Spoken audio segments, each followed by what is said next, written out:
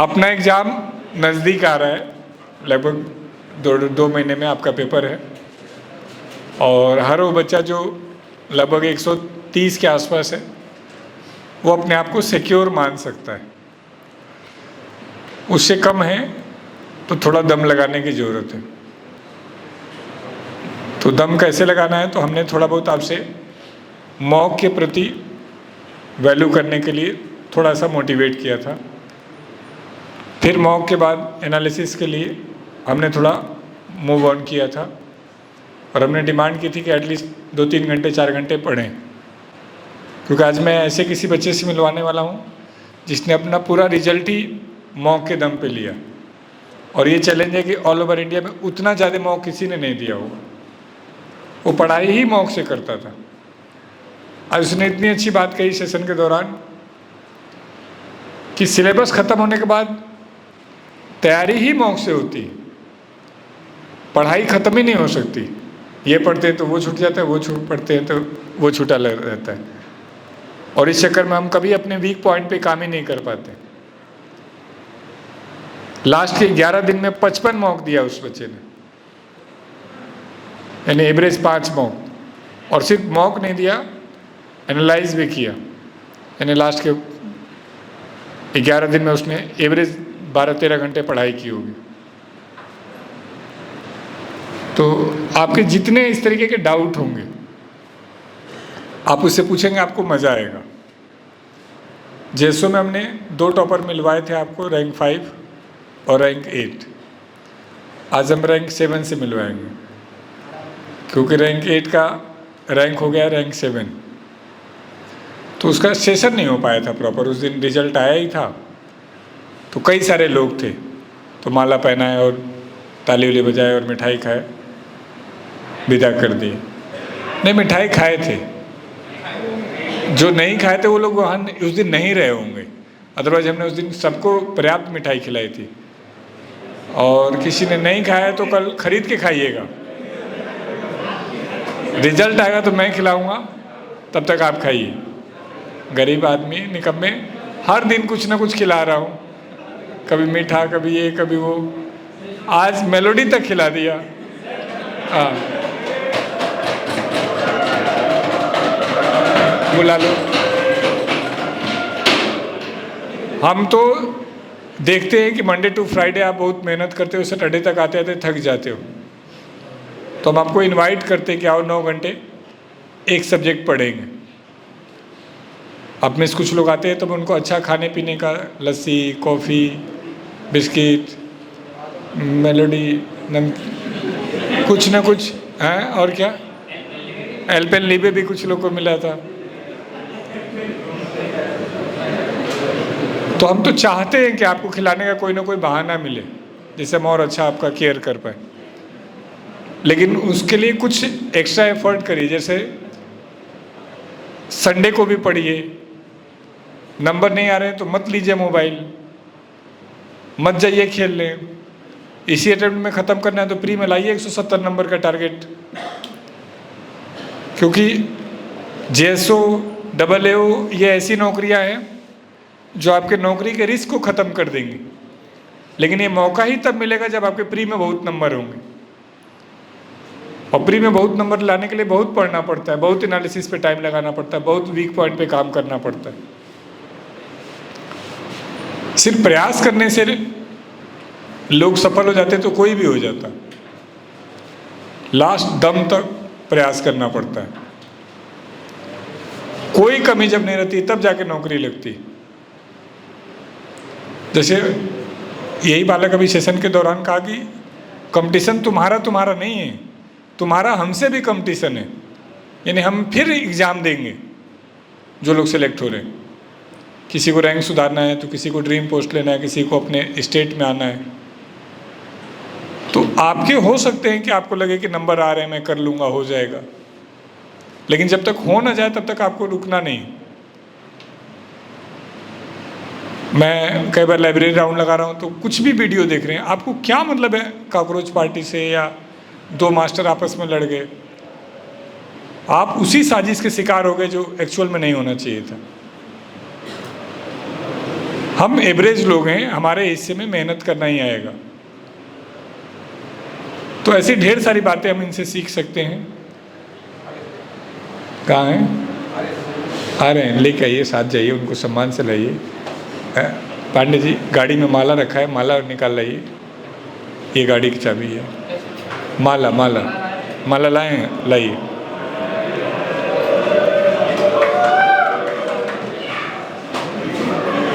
आप लोग को भी पहनाया जाएगा। आप लोग आइए उस लेवल पे। कल तक वो भी इधर ही हुआ करता था, और मतलब आपके हर प्रश्न का उस बच्चे के साथ लॉजिकल जवाब है। क्यों? आईआईटी से एमटेक है वो, बढ़िया प्राइवेट कंपनी में जॉब करता था, बढ़िया सैलरी उठाता था, लेकिन घर वालों की जिद थी कि बेटा गवर्नमेंट जॉब ले ले। हुआ कि चलो ले लेंगे। और एक दो बातें पता चली हैं। आईएएस कोई एग्ज़ाम होता है जिसमें सिर्फ यूपीएससी एक मेंस लेती है और इंटरव्यू के बेस पे नौकरी दे देती है, और सिर्फ फॉर्म भरने वाले लोग हैं 6-7 हज़ार, यानी उसमें सिलेक्शन के बहुत ज़्यादा चांसेस हैं। तो ऐसी ढेर सारी चीज़ें हम इनसे, चलो पहले ताली बजा लेते हैं।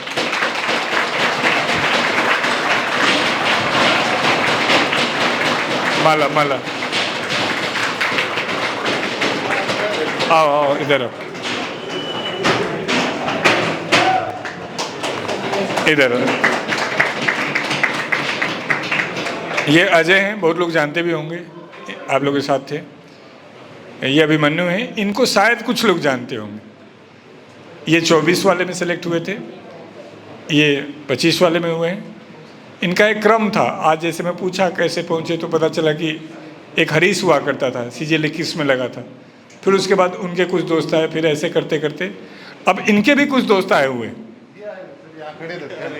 इधर ही हैं। हाँ ठीक है, आज आपका डिनर भी है। दोस्त सेलेक्ट होता है तो उसके दोस्तों को पार्टी मिलती, तो ये परंपरा चलती रहती है। तो आप इनको सुनेंगे तो मतलब आपको मज़ा सा आएगा। एक माइक दो इनको, दूसरा वाला। तो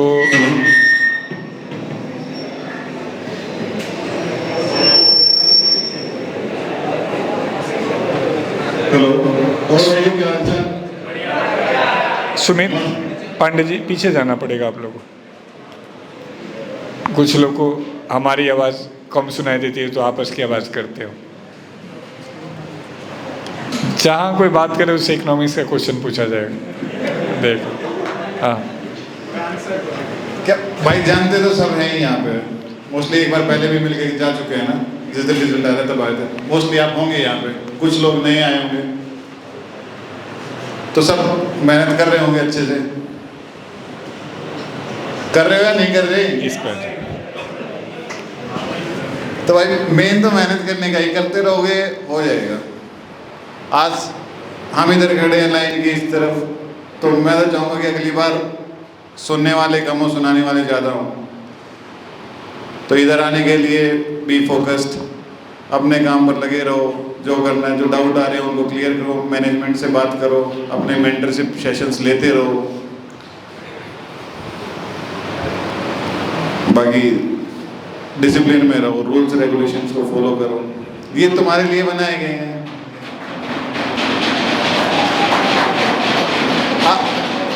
अभी हार्ड लगता है ये करना, हम भी लीनियंसी मांगते थे यहाँ पे कि बी लीनियंट विद अस, हम अच्छा कर रहे हैं। तो ये रूल्स को फॉलो करते रहोगे तो लीनियंसी भी मिलती रहेगी। फाइन से बच जाओगे अगर तुम कुछ अच्छा करके दिखाओगे, अगर विश्वास दिलाओगे तभी। खुद को भी विश्वास होना चाहिए, सेल्फ रियलाइजेशन होनी चाहिए कि हाँ इस बार मैं निकाल लूँगा, ये मेरा मोमेंट होने वाला है। तो उसके बाद लाइन की इस तरफ खुद को ये रियलाइज कराना पड़ेगा कि हाँ अब मैं इस लेवल पे पहुंच गया हूँ कि अब की बार मैं कर दूंगा। पढ़ते रहो भाई, बाकी कुछ ऐसा नया नहीं है कि हाँ इस बार आगे, अब कल तक वही बैठते थे अब इधर आ गया, तो ऐसा नहीं है कि कुछ नया हो गया। आपके साथ पढ़ने वालों में से ही इधर आए हैं। हाँ तो कुछ थोड़ा बहुत एक्स्ट्रा किया होगा सब ने, और भी हमसे पहले आए, हमसे आने वाले आगे भी आएंगे। तो कुछ चीज़ें उन्होंने अलग से की हैं, खुद की स्किल्स डेवलप की हैं, जो 1% सिलेक्शन में आ गए वो। तो हाँ, जो आपके यार दोस्त आते रहते हैं हम जैसे और भी, तो उनसे कुछ सीखने की ट्राई करो कि हाँ इन्होंने क्या अलग किया कि 1% में आ गए। तो मेरी तरफ से तो यही है कि भाई सब मॉक्स को अवॉइड मत करना कभी भी, मॉक्स जरूर देना। जितने नंबर ऑफ मॉक्स बढ़ाते जाओगे उतने सिलेक्शन के करीब आते जाओगे। अपनी गलतियों को, अपनी वीकनेस को ढूंढते रहो, हर मॉक में एनालाइज करते रहो कि यहाँ पे मेरा ये वीक है, इसको मैंने कवर करना है, ये कवर करना है। मेन ये नहीं है कि सिलेबस कहाँ से कर रहे हो, किस टीचर से कर रहे हो, कितना कर रहे हो, कब कर रहे हो, कितने टाइम में कर रहे हो, ये इंपॉर्टेंट है। कर किसी से भी लो लेकिन कर लो, उसके बाद उसको इम्प्लीमेंट करो अपने मॉक सेशंस में।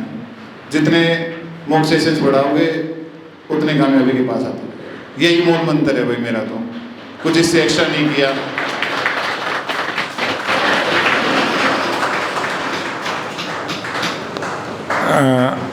ये लास्ट नहीं है, मैं ये लास्ट सीजीएल में थे, इनके लिए भी ताली बजाओ।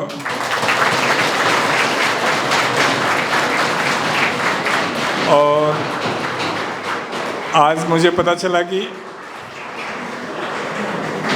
आज पीछे वाले ज़्यादा खुश हो रहे हैं भाई। हाँ,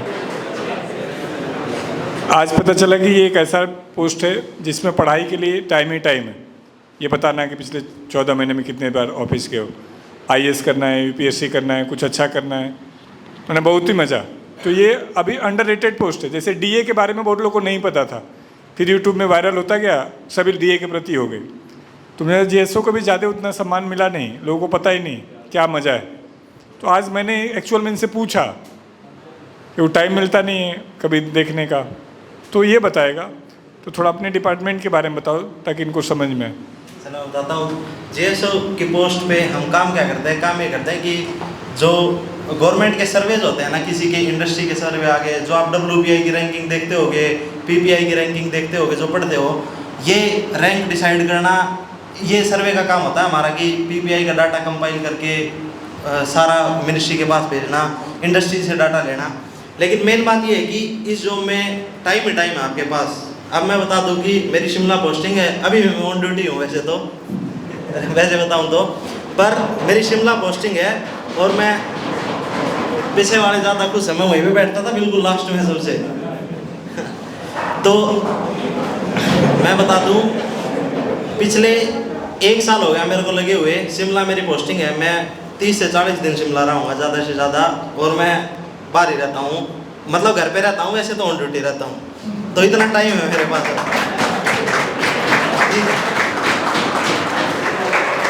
14 महीने में 40 दिन ड्यूटी हुई है, इससे अच्छा क्या ही नौकरी चाहिए। अब मान लो इसको आईएएस करने का शौक़ होता तो ये आराम से कर सकता था, हालांकि अभी इसने कुछ और टारगेट किया हुआ है। हाँ, तो टारगेट तो मेरा थोड़ा चेंज हो गया है, यूपीएससी की तरफ ही है, तो यूपीएससी की ट्राई कर रहा हूँ। बाकी ये जॉब में टाइम की कोई कमी नहीं है तुम्हारे पास, पूरा खाली पड़े रहोगे, कोई काम ही नहीं है, मेन बात ये है।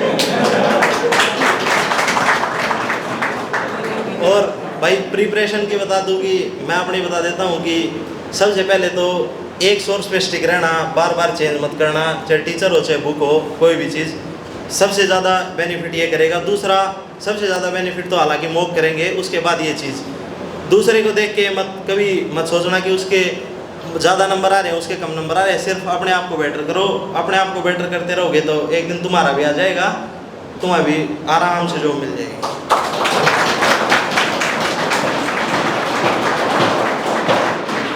बस इससे ज़्यादा तो कोई क्वेश्चन लेना हो इन बच्चों से, किसी का कोई डाउट हो, कोई क्वेश्चन हो? एक यस बोलो दोस्त। मॉक में 105-10 के आसपास पढ़ता है, तो कट ऑफ तक जाने के लिए मुझे भी क्या प्रिपरेशन करनी चाहिए? सबसे पहली बात तो भाई सभी क्वेश्चन इनका है कि इनके 105 के आसपास बन रहे हैं, तो कट ऑफ क्वालिफाई करें, इसके लिए अगले 2 महीने में क्या स्ट्रेटजी होनी चाहिए? तो अब भाई लोग जवाब देंगे दोनों में। मैं बताता हूँ, अगर आपका सिलेबस ठीक अच्छे से कंप्लीट हो गया एक बार, तो 130 नंबर तो वैसे आने लग जाएंगे बिना कुछ करे, अगर तुम्हारा सिलेबस कंप्लीट हो गया है। और उससे 130 से आगे बढ़ने के लिए तुम्हें सिर्फ और सिर्फ प्रैक्टिस की ज़रूरत है। 130 से आगे बढ़ने के लिए कि जो तुम्हारे मॉक में गलतियाँ हो रही हैं उनको सुधारो, जो वीक पॉइंट है उन पे काम करो। बस सबसे ज़्यादा यही बात है कि कोई क्वेश्चन किसी भी टॉपिक का है वो गलत हो रहा है, बार बार गलत हो रहा है, उस टॉपिक को एक बार फिर पढ़ लो, वहीं से नंबर बढ़ेंगे। ऐसा नहीं है कि नंबर ऐसे ही बढ़ने लग जाएंगे। थोड़े थोड़े टाइम प्रैक्टिस करते रहोगे, मॉक देते रहो और उनको अच्छे से एनालाइज करते रहो, अपने आप नंबर बढ़ने लग जाएंगे।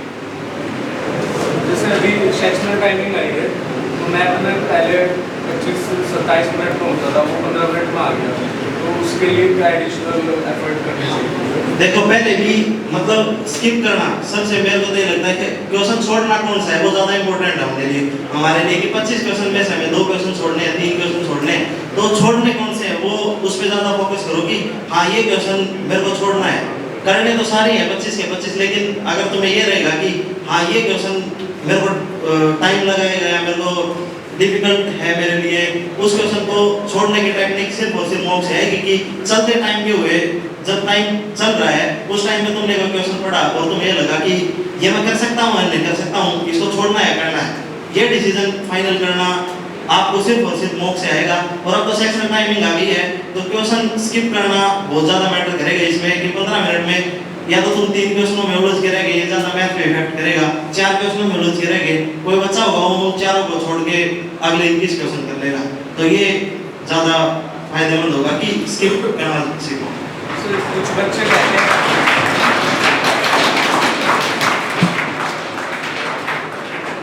कहते हैं कि बेसिक्स पे ज़्यादा कंट्रोल करो, जैसे सेक्शनल टाइमिंग आ गई तो क्या हमें ट्रिक्स की तरफ बढ़ना चाहिए या बेसिक्स से ही करें? मैं तो ये मानता हूँ कि ट्रिक्स तो कुछ होती ही नहीं है। अब अगर तुम्हारे बेसिक्स अच्छे हैं, मेरा लास्ट क्वेश्चन, बेसिक्स अच्छे हैं तो ट्रिक्स खुद ब खुद डेवलप हो जाएंगे। ट्रिक्स तो कुछ नहीं है, सारी बेसिक्स हैं, बस वो बात ये है कि तुम कितने स्टेप दिमाग में काट रहे हो। कोई स्टेप एक तो तुम 7 के 7 स्टेप लिख के कर रहे हो, या एक स्टेप लिखा 2 दिमाग में काट दिए, तीसरा स्टेप तुमने नोटबुक के ऊपर लिखा, तो ये ट्रिक है बस, और कुछ नहीं है। आप स्टेप कैसे काट रहे हो अपने दिमाग से कैलकुलेशन तेज करके अगला स्टेप सोच के, बस यही है, इससे अलावा ट्रिक कुछ नहीं है, सब बेसिक के हिसाब से ही चलता है, ट्रिक्स कुछ होती ही नहीं। Thank you.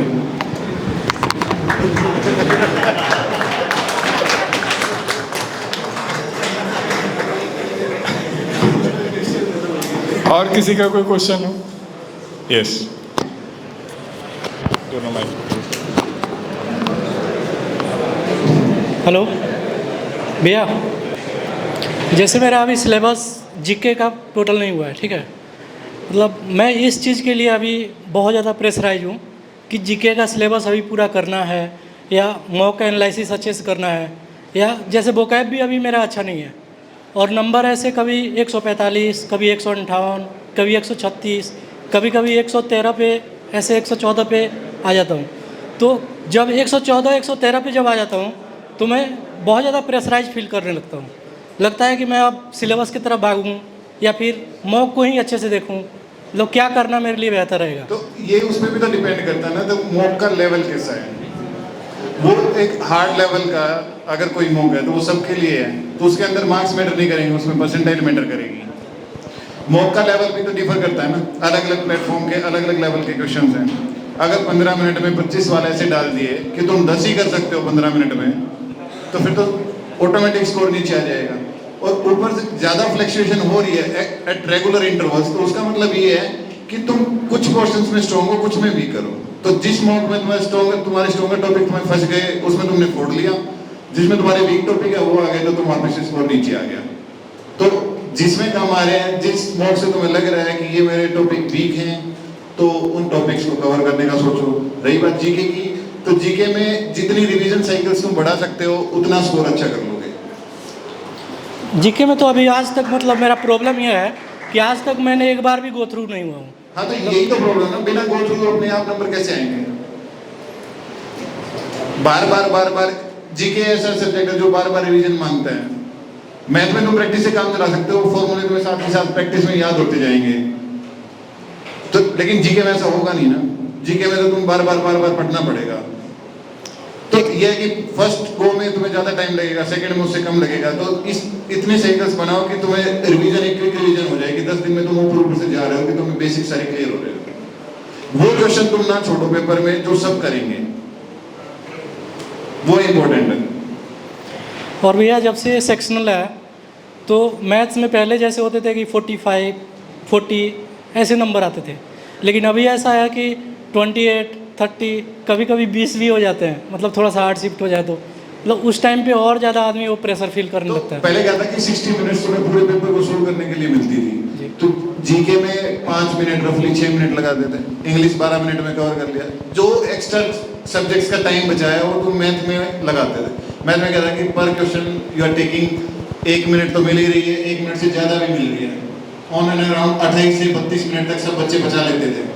तो उसमें तुम 25 सवाल करते थे, तो तुम उसके अकॉर्डिंग ढल गए हो ना कि मेरे पास 28 से 32 मिनट होगी मैथ करने के लिए।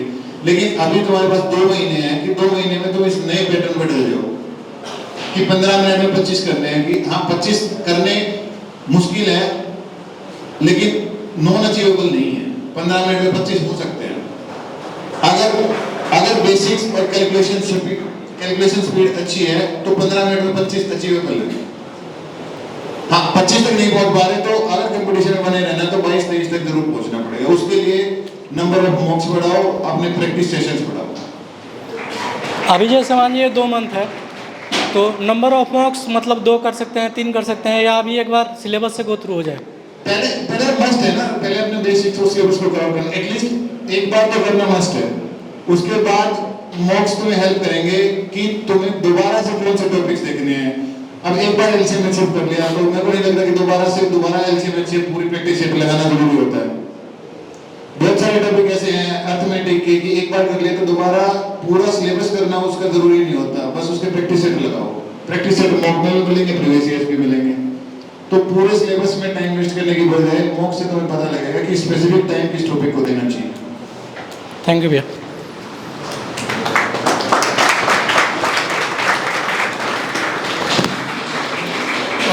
और किसी का कोई क्वेश्चन है? मैंने बोला था जैसे कि हमारे मुरथल के बच्चे सब जानते हैं ये तो मुरथल के बच्चे ज़्यादा सिलेक्शन दे रहे हैं तभी वो इधर से आ गया, लोगों को कुछ बताने की जरूरत नहीं पड़ती। हाँ तो मैं तो चाहता हूँ इस बार सबसे ज़्यादा मुरथल से सिलेक्शन आए और आप लोग इधर ज़्यादा मिले ना कि इधर। चलो ताली बजा दो।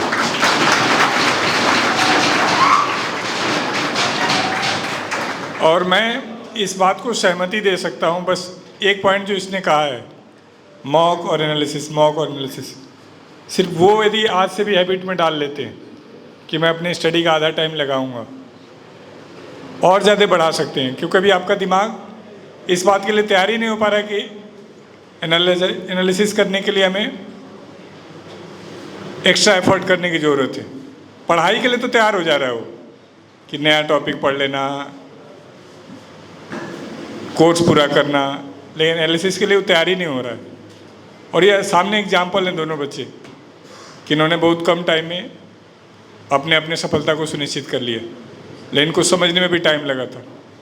आज के डेट में जो ये प्रॉब्लम बता रहा है कि नंबर में वेरिएशन बहुत है, उसके पीछे सिर्फ यही कारण है कि जिस दिन कम नंबर आए, यदि उस दिन ये ढंग से काम करता तो ये आइडेंटिफाई कर लेता कि कौन कौन से टॉपिक वीक हैं, लेकिन उस दिन ये डीमोटिवेट हुआ, ये आइडेंटिफाई किया ही नहीं कि कौन से वीक हैं। जिस दिन ज़्यादा आए ये खुश हुआ, संयोग था कि वो टॉपिक जो इसके अच्छे थे वही थे उसमें, लेकिन यदि एनालिसिस करता रहता तो इसका स्टैंडर्ड बना रहता, बढ़ता रहता, लेकिन उसमें लगता दम। तो इसके लिए ज़्यादा आसान क्या है? अपने आप को डीमोटिवेट करना, टेस्ट वाले को गाली देना, ये अपने आप को कोसना कि मेरा सिलेबस नहीं हुआ, मैं नहीं कर पाऊँगा। सिलेबस कभी नहीं होता है, इनसे पूछ लो, आज भी इनका सिलेबस नहीं हुआ होगा। बहुत सारे टॉपिक होंगे जिनको आपको ज़्यादा पता होगा, इनको नहीं पता होगा, लेकिन इनको ये पता था पेपर टैकल कैसे करना है। 250-300 मार्क मार देता था भाई एक महीने में, आप सोच भी नहीं सकते। शायद ही कोई प्लेटफॉर्म बचा होगा जिसका मॉक ना किया हो। पढ़ाई बिल्कुल नहीं, सिर्फ मॉक, और धीरे धीरे स्टैंडर्ड बढ़ता चला गया। तो ये सीखोगे तो फ़ायदा इन बच्चों के आने का। चलो हम इनसे अवार्ड दिलवा देते हैं।